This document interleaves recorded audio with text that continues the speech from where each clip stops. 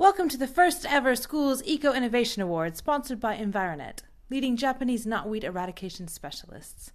The award is supported by Kevin McLeod, MBE, who believes, "The Schools Eco Innovation Award is great. It focuses on promoting a new way of thinking about our environment and ways to harness and protect its valuable resources. There is no better way of addressing this than by tapping into the unique minds and creativity of students." In September, Nick Seal, the managing director of Environet and father of ex-Moat School pupil Freddie Seal, came to the school to introduce the awards to the pupils involved. He introduced the brief and explained how his dyslexia led to some pretty poor school reports, but also meant he had a different, or indeed better way of looking at the world. He believes that having dyslexia has been key to his successes in business. So what was the brief? Students had to come up with solutions to improve a current situation or solve a problem which minimizes the adverse human impact on the environment, or enhances the environment. The ideas could be presented in video format, designed using computer software, or even as an actual prototype model. Mr. Broughton was selected to run the award as an enrichment. The pupils were split into two teams. While discussing the brief with the teams, Mr. Broughton thought the whole pitching an idea and making a video was a bit like The Apprentice pitching an idea and making a video episode, in which the candidates have to pitch an idea and make a video. Mr. Broughton thought he could play the part of Lord Sugar, and Mr. Pennell asked if he could play the part of Claude. And Karen? From all corners of the Moat School, the finest brains, not these bozos, this guy. Where was I? Yes, candidates with the finest brains and shopping trolleys came to the Moat School to participate in the school's Eco Innovation Awards. They waited patiently, looking at imaginary watches. They were split into teams, Team PD, led by Team Manager Mario de Sousa Baradas, and the Green Team with Project Manager Miles Bloomfield.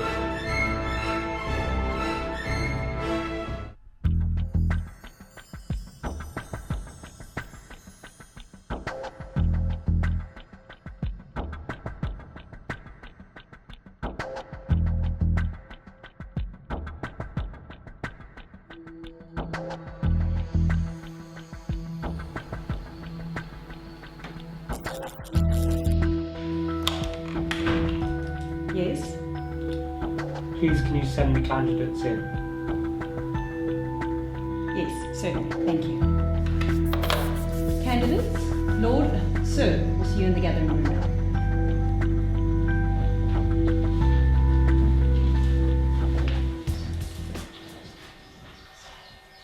Okay, so I'd like each of you to tell me your team names. So, Mario, what's your team name? We're Team PD. And Harry, what does that stand for? Stands for Pollution Destroyers. Miles, what's your team's name? And our team is called the Green Team. Okay, so this is the format of the gathering. We're going to start with the Green Team. You are going to explain your concept, your eco concept, and then I believe that you interviewed a expert in your field. Yes, that's right. So we'll watch that video, and then finally we will watch a video that you conceptualized. Okay, so Miles, can you tell me your team's concept? We decided to deal with the housing crisis. There is a lack of affordable homes in the country. It is also hard to build new homes because a lot of the land is protected by the Greenbelt. Our plan is for cheap prefabricated houses that we can half bury underground so that they won't spoil the look of the countryside. The submerged houses will have grass or foliage planted on the roof to make them completely blend into the environment. So you are burying these houses. Can you tell me why? By burying the houses underground, they do not need to be heated. Houses are normally heated by electricity or by burning natural gases. This is bad because burning gases cause CO2 pollution, and when electricity is made, it is often in coal-powered power stations. That's interesting.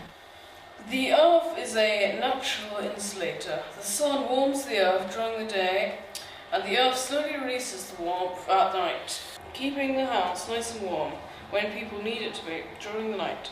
The earth also absorbs heat in the summer, keeping the house cool. It self-regulates the temperature. The house is so cheap because it could be mass-produced in factories.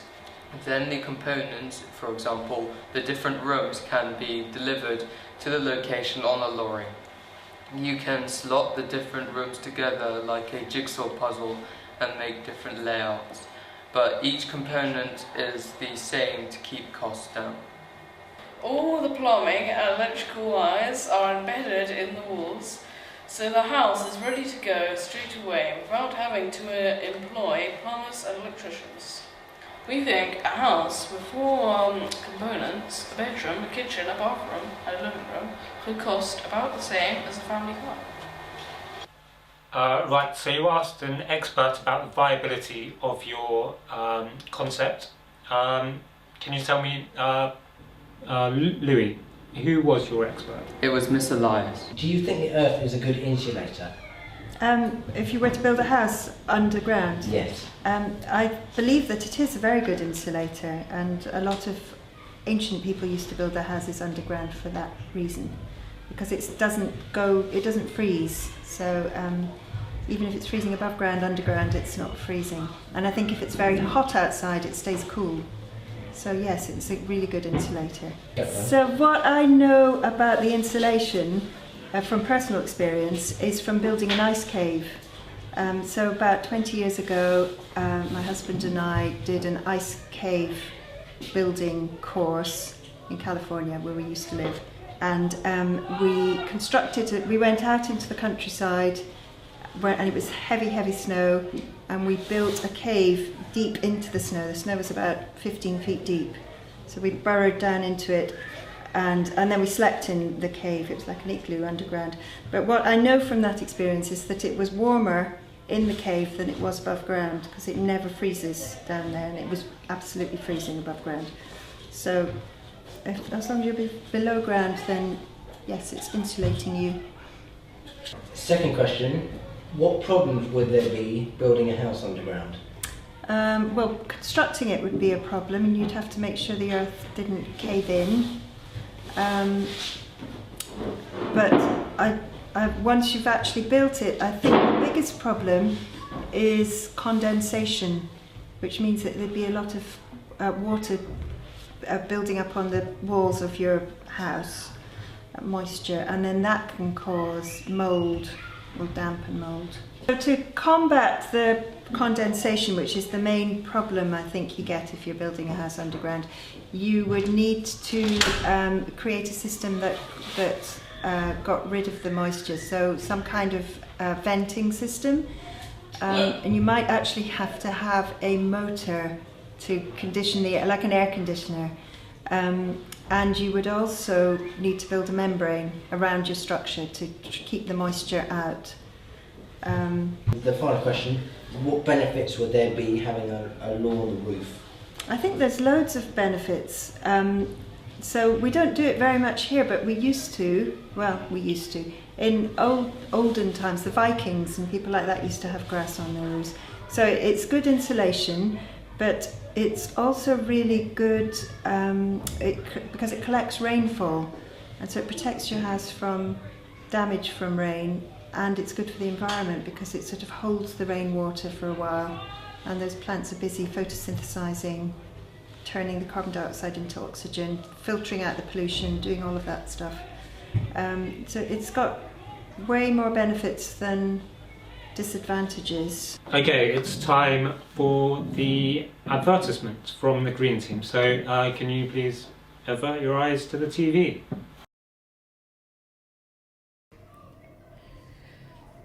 So the house will be built in a factory, very easy, like a flat pack. They'll put it together very easily. Then they'll transport it on a lorry, which will then to the building site. Diggers dig a big hole, and then they place most of the house under the ground and leave some on top for people to enter. grass roofed as well, so it'll blend into the countryside nicely to preserve the country's look, preventing urban sprawl. Rainwater that's being taken into the ground and then filtered through filters to become drinking water. Electricity go through wires that go up from the bottom of the ground to a solar panel. It's good for the environment. The main idea why the house is submerged underground is because the soil during the summer absorbs heat, and then during the winter the soil has that heat, so it's going to be cool in the summer and hot in the winter without any power whatsoever. It doesn't have any leaks, it doesn't have any holes in it like in brick houses or wooden houses for the heat to escape. The cost of materials, digger, price of builders, and it's almost exactly £14,500, which is same cost as a family car, so it's very, very cheap. It's mainly for poor families, trying to get them into a home, which is very low cost in maintenance and doesn't have many heat bills or electrical bills. Okay, on to Team PD, the pollution destroyers. So, Harry, please can you tell me your team's concept? Our idea was an app for allotment holders that they can sell their fruit and vegetables on. Customers can put an order for, let's say, some potatoes. They can see who is selling potatoes and at what price. All the allotment holders are rated, so you can see how many stars they have, and you can read and write reviews to say how good their produce is. When you place an order, you can track the cycle courier on your phone as he picks up and delivers your food. It's a bit like Uber. You don't need cash either. Everything is paid for by your pre-registered bank card. This is good for their environment for many reasons. Allotment holders grow organically and do not pollute the earth with pesticides. Some fruit and veg is shipped to the UK from different countries. Transportation causes a lot of pollution. We use zero emissions cargo bikes and only get our fruit and veg locally. Right, very good. So, who was your expert that you interviewed? We interviewed Pat, who was an allotment holder at Fulham Palace Meadows allotments next door. Okay, let's look at the TV screen. Good afternoon, everybody. My name is Mo. I'm with Louis, and we're about to just have an interview with Pat from Fulham and Meadows allotments. Do allotment holders eat all their fruit and veg? Well, yes, we do. We find, I think everybody would say this, that food grown on the allotment tastes much better than you can buy in the shops. And if we do, if it's too much for just us, we have a welcome gift for friends and family. So, What sort of fruit and veg do people grow? well, that's an interesting question. I mean, I grow things that are very expensive in the shops, like aubergines and very special tomatoes and asparagus. I grow lots of different things, and most people do. But we have a lot of people from abroad. I think we've got about 85 nationalities. And it's really interesting because they tend to grow at least some of the food from their own country as well. So if you came and looked round, you'd find an enormous range of fruit and veg. Are allotment holders allowed to sell their fruit and veg to customers? About 2 years ago, the government changed its policy on that. It used to be not allowed at all. And now we are allowed to sell it, except our allotment association hasn't confirmed that yet. What do you think of our idea about it? I think it's a brilliant idea. The only problem here in London, and this is why this new law hasn't been confirmed on our allotment yet, is that our plots are only half the size they are in the rest of the country. And this is obviously because there's less room in London for allotments. But I think if you went outside, I'm not certain how easy it would be to do this here in London. But I think outside London it would be a really good idea. I mean, I know people who grow on allotments outside London, And they often don't know what to do with their produce. I mean, obviously they can make jam and chutney and all sorts, but it seems a pity in some occasions not to be able to sell it. So, if it was allowed, would you be interested in supplying food to our company? well, I think it is allowed now, and if I had spare, I'd be interested, yes, certainly. What problem can you see with our concept? Well, just the ones I've mentioned. The fact that our allotments here are much smaller than in the rest of the country, and I'm not sure we produce enough food to have much spare. But as I say, in the rest of the country it's fine. I can't see any other. Oh, the only other problem is that logistics. You know, who's going to organise it? You need somebody from your firm to organise it, and somebody on the allotment, I think, as well. So you'd have to work very keenly with the committees on the allotments. And if you went outside of London, you'd have a lot of work, but still, it would be worth it. Would you be happier paying a fee to use our services, or would you like to take a set percentage? I think a set percentage sounds a really good idea. I think it would encourage people, yeah. So Pat was a very useful person to interview. Okay, and you made an advertisement for your concept, so let's watch that now.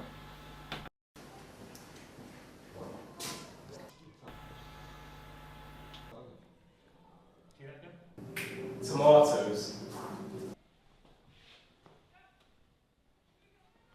No tomatoes. What am I gonna do? Oh yeah. The A Lot of Veg app.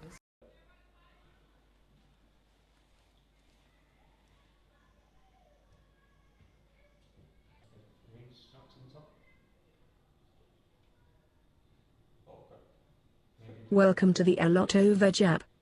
Remember, you can now track your cycle courier using the map function. What time would you like your order delivered? 1 hour. Clearly state what fruit or vegetables you would like to order. Tomatoes. In grams or kilograms, please state your required amount. 1 kilogram. Please state the delivery address. The Moat School SW6. £3.50 will be charged to your registered bank card. Sorted. The customer.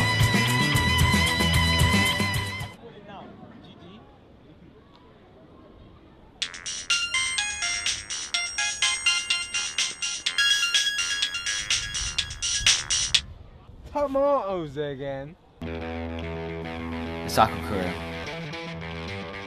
Where's the nearest allotment? Bishop's Avenue.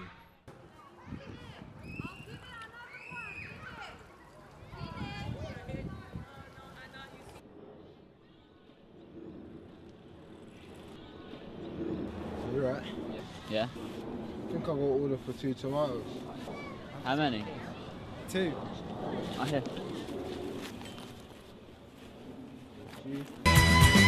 The allotment holder. Alright, see you later. See ya.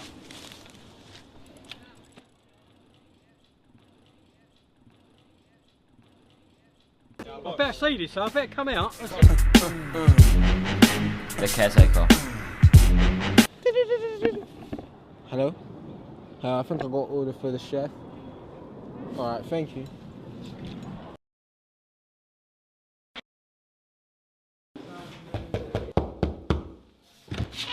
Hello, you Chef Louis? Yeah. Come on. Thank you, sir. Do I owe you any money? No, that's that over, it's already paid for. Alright, cheers. Alright, see you later. Okay, there was some tremendous acting there. Okay, so that's the end of the presentations. Later today, both teams will meet the judges of the Eco Innovation Award and we will have a winner.